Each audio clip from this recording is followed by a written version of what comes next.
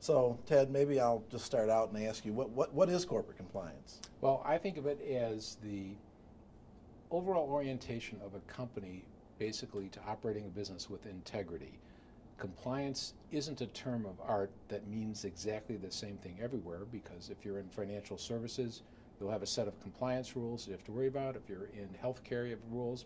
So I think of it as the more general obligation to operate your business in compliance with law and under ethical precepts, which is an extremely important part of operating a business. No, I would agree. I mean, that kind of highlights the overlap with corporate governance law, because certainly corporate governance law deals with the laws, regulations, and practices that are in place to make sure that the corporation's acting for the benefit of its shareholders, yet taking into account the business's other stakeholders, and certainly a part of that is operating in compliance with existing law.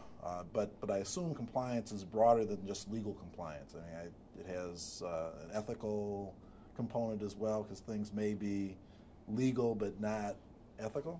Right, and a lot of it we've learned is not just doing what is compliant with the letter of the law, but what seems to be the right thing to do.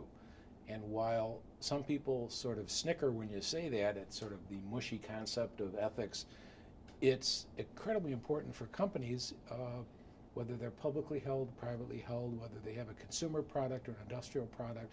If people have a perception of a company that isn't trustworthy, that they can't believe what they tell them, it's going to hurt the business.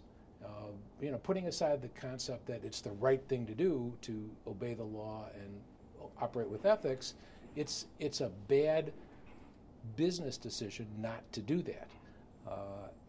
And I see many companies taking the very short view of saying, well, I can make some money tomorrow if I cut this corner, and sort of ignoring the long view that in the long run you're in bad shape.